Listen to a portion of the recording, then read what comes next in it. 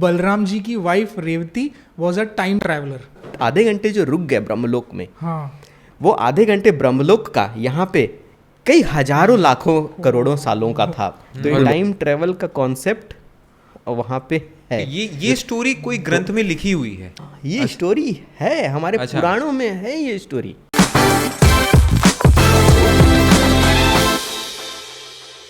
Time travels, जैसा मैं पहले बता रहा था, रेवती की कहानी। तो रेवती ककुदमी राजा की बेटी थी और ककुदमी जो थे वो कुशस्थली के राजा थे। कुशस्थली पुराना नाम है द्वारका का। तो और ये कहानी स्टार्ट होती थी सतयुग में। तो सतयुग में ये राजा रहते हैं ककुदमी, इनकी बेटी रहती है रेवती। राजा बलि के टाइम। हाँ, उस टाइम पे नहीं, हो सकता है टाइम पे कुछ बाद में हो, लेकिन सतयुग के पीरियड पे था। सतयुग भी काफ़ी बड़ा पीरियड सबसे रहा बड़ा, था, हाँ। सबसे बड़ा पीरियड रहा था। तो उस पीरियड में ये थे। और तो रेवती जो थी काफ़ी ब्रिलियंट थी, इंटेलिजेंट थी, काफ़ी ब्यूटीफुल थी।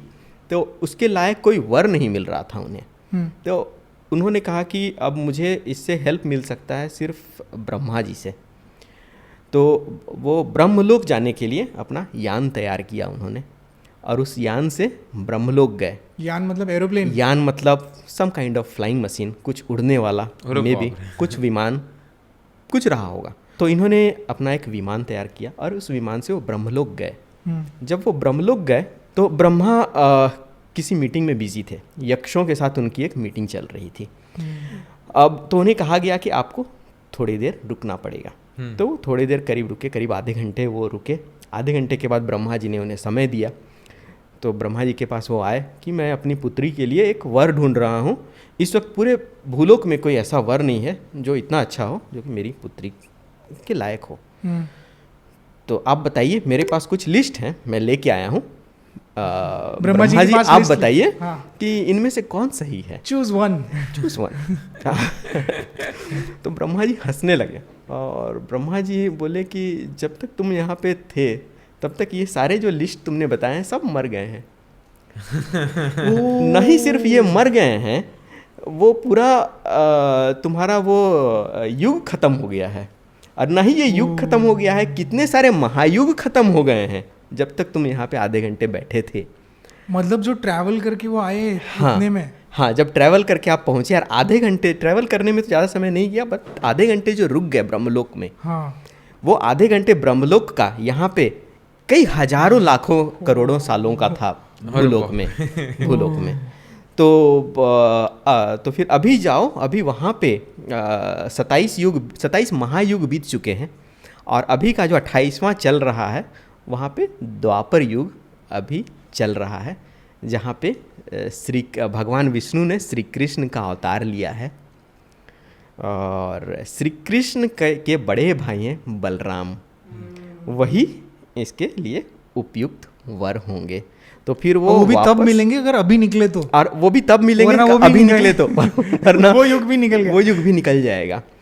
तो फिर वहाँ से वो भूलोक पे आए वापस, और उस वक्त वो अपने राज्य में कुशस्थली जो छोड़ के गए थे वो कुशस्थली नहीं रह गया था। हाँ। समुद्र काफ़ी दूर तक आ गया था। हाँ। और अभी जो राज्य था वो था द्वारका। हाँ। तो द्वारका नगरी थी जहाँ पे कृष्ण राजा थे। हाँ। और तब वहाँ पे बलराम भी रहते हैं। तो बलराम से मुलाकात होती है और फिर रेवती की बलराम से शादी होती है।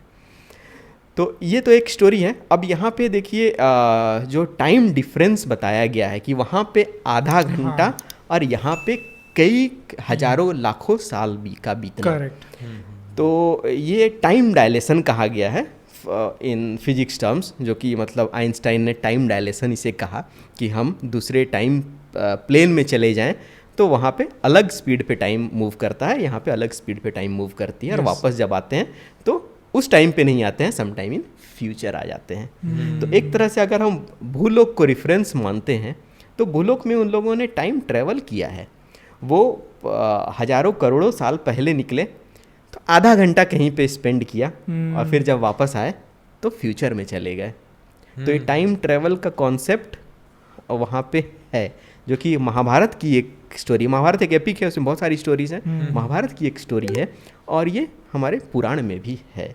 अच्छा, ये लिखा गया है। हाँ, ये लिखा गया है, ये रेवती की स्टोरी है। ओह, हाँ, अच्छा। रेवती जो कि बलराम की पत्नी रही, उनकी स्टोरी पर है। कभी ये इतना पॉपुलराइज नहीं हुआ है कि ये चीज़। रेवती ऐसे हाँ, ऐसे गए बिल्कुल। थे और नहीं, उन्होंने- और एक चीज है उसमें, जो सतयुग में रेवती और ककुडमी का डिसअपीयरेंस हुआ होगा, हाँ कि जब वो चले गए अचानक, वो तो चले गए कि हाँ। भाई मैं पूछ के आता हूँ ब्रह्मा जी से क्या सीन है, हाँ हाँ तो वहां पे उनका डिसअपीयरेंस हो गया कि हाँ। राजा गए कहाँ, रेवती गई कहाँ। हाँ, तो वो डिसअपीयरेंस कहीं पे मेंशन है। हाँ, ये डिसअपीयरेंस मेंशन नहीं है।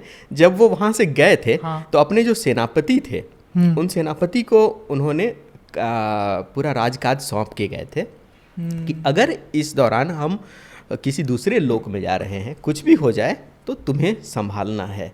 तो उनका एक सेनापति रहता है ककुदमी का, जो कि फिर राजकाज को वो संभालते हैं, कुशस्थली का। कुछ साल तक संभालते हैं, फिर कुशस्थली को समुद्र अपने आगोश में ले लेता है, तो ख़त्म हो जाता है। तो बट ये, हाँ, ये चीज़ मेंशन्ड है, बट ये उतना ज़्यादा लोगों को नहीं पता है, या उतना ज़्यादा इस पे बातें नहीं की हाँ, गई उभर हैं। के नहीं आया है। उभर के नहीं आया है, शायद इसलिए हम लोग यहाँ पे बैठे हैं। हाँ हाँ हाँ, सही बात है। मतलब Revati was a time, Balram ji की wife Revati was a time traveller. Yes, और she was a Kakudmi time भी। ट्रैवलर एंड ककुदमी भी। एंड ककुदमी उनके ऑल्सो, father। उनके And- फादर भी। और एक दूसरा स्टोरी भी है हाँ। हमारे महाभारत में और पुराणों में। काकभूषणी। काकभूषणी पे थोड़े बाद में आते हैं। अच्छा, हाँ, पर वो भी एक है। वो भी एक है, वो भी एक। और उसमें मल्टीवर्स का कॉन्सेप्ट हाँ, भी है। उसमें तो काकभूषणी multiverse है, हाँ, मल्टीवर्स हाँ। का कॉन्सेप्ट भी है। तो ये जो स्टोरी मैं बताने वाला हूँ, ये राजा मुचकुंद की स्टोरी है।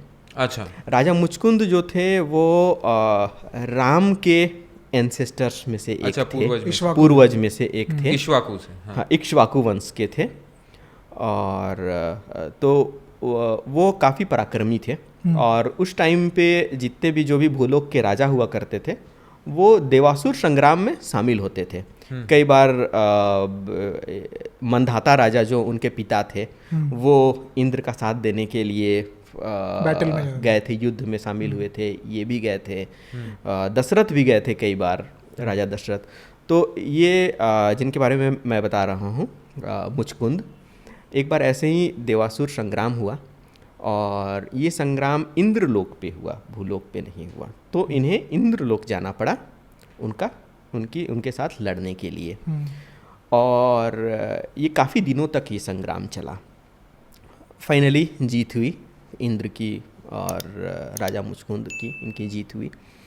और लेकिन जब ये वापस आने लगे तो इंद्र ने इन्हें कहा कि अब आप क्यों जाना चाहते हैं? अब आप वहाँ पे, जब तक ये लड़ाई चल रही थी, मैं भी आपको भेज नहीं पाया, आप भी जा नहीं पाए, लेकिन तब तक ये पूरा का पूरा युग समाप्त हो चुका है, पूरा युग समाप्त हो चुका है। और आप गए थे, आप आए थे यहाँ पे सतयुग में, और सतयुग के बाद त्रेता भी समाप्त हो गया, और त्रेता के बाद अभी द्वापर शुरुआत हुई है। तो अभी आप जाएंगे, आप द्वापर में जाएंगे। तो ये बोलते हैं अब मुझे जाना तो पड़ेगा, ये शरीर लेके मैं कहाँ जाऊँगा? ये शरीर तो जहाँ से आई है, इस शरीर को वहीं ले जाना है, तो जाना तो पड़ेगा। तो वो फिर उन्हें इंद्र ने कहा ठीक है, इस युग में श्री विष्णु अवतरित होंगे श्री कृष्ण के रूप में, और उन्हें आपकी आवश्यकता पड़ेगी। ओह, अच्छा। उन्हें आपकी आवश्यकता पड़ेगी, राजा मुचकुंद की आवश्यकता पड़ेगी। वाह। और तब आपको उनके काम आना है, और वही फिर आपको मोक्ष के रास्ते पे ले जाएंगे। तो क्या बने राजा मुचकुंद नीचे आके? हाँ, तो फिर ये भी इन्होंने भी पूछा कि क्या होगा। तो उन्होंने कहा कि वो आपको पता चल जाएगा, मैं नहीं बता सकता। अभी आप कहिए आपको क्या चाहिए। तो इंद्र ने पूछा आपको क्या चाहिए अभी वहाँ जाके। तो इन्होंने कहा कि अभी मेरे पास तो अभी तो द्वापर शुरुआत हुई है, अभी तो समय ही समय है, और मैं बहुत थक गया हूँ, मुझे सोना है। तो उन्हें कहा कि ठीक है, आपको वरदान देता हूँ कि आप सोए रहेंगे, और तब तक सोए रहेंगे जब तक कि आपको कोई जगा ना दे, और जिसने भी आपको जगाया और उसको आपने देख लिया तो वो भस्म हो जाएगा उसी वक्त। कुंभकर्ण। तो नहीं, फिर you are wrong, let him complete. Sorry, okay. तो फिर वो वापस आते हैं और हिमालय के निचली हिमालय क्षेत्र में, जो कि अब के समय में आप उत्तराखंड कह सकते Yes, हैं, yes, हाँ। yes. वहाँ पर एक गुफा में वो जाके सो जाते हैं, अच्छा, क्योंकि उनका कोई है नहीं, कोई भी फ्रेंड हाँ, नहीं है, रिश्तेदार कोई भी नहीं, रिलेटिव कोई नहीं, nobody रिश्तेदार, है, देयर इज हाँ, नो वन, कोई no, नहीं है। yes. तो वो भी उनके लिए सोना ही, जब तक समय आएगा श्री कृष्ण के आने की, तब तक सो जाते हैं। फिर आता है श्री कृष्ण आते हैं, फिर श्री कृष्ण का जरासंध के साथ दुश्मनी रहता है, Yes, हाँ। जो बार बार अटैक कर। बार बार अटैक करता है जरासंध, और जरासंध बार बार अटैक करके भी जीत नहीं पाता। जीत नहीं पाता। तो अपना एक मित्र बनाता है मिडिल ईस्ट में, यमन का एक राजा रहता है काल यवन। काल यवन से दोस्ती करता है जरासंध, और काल यवन का भी अपना ही महत्वाकांक्षा रहता है कि मुझे भारतवर्ष पे कब्जा करना है। तो वो भी जरासंध के साथ उसकी मित्रता होती है, और दोनों साथ में आक्रमण करते हैं। और आक्रमण में मथुरा पे आक्रमण करते हैं, क्योंकि उस वक्त कृष्ण जो थे वो मथुरा के राजा Yes. थे, और इसके भी ये द्वारका के भी थे। तो ये लोग आक्रमण करते हैं मथुरा पे, काफ़ी दिनों तक लड़ाई चलती है, पर कृष्ण को लगता है कि मैं काल यवन को हरा नहीं पाऊंगा, और युद्ध से फिर कृष्ण भाग जाते हैं। इसलिए कृष्ण का एक नाम रणछोड़ भी है। रणछोड़। तो वो भागते हैं, और पीछे पीछे काल यवन भी भागता है। काल यवन गुस्से में आ जाता है, क्यों पीठ दिखा के भाग रहे हो, रणछोड़ आओ। तब वो भागते चले जाते हैं, और भागते भागते वो वही हिमालय का चढ़ते हैं और गुफा तक पहुंचते हैं। काल यवन भी पीछे पीछे भागते हुए जाता है, और वो गुफा के अंदर चले जाते हैं, और फिर गुफा के अंदर जाके अपना जो कपड़ा रहता है वो मुचकुंद को ऐसे करके उड़ा देते हैं वो उसको, और फिर पीछे पीछे काल यवन जाता है।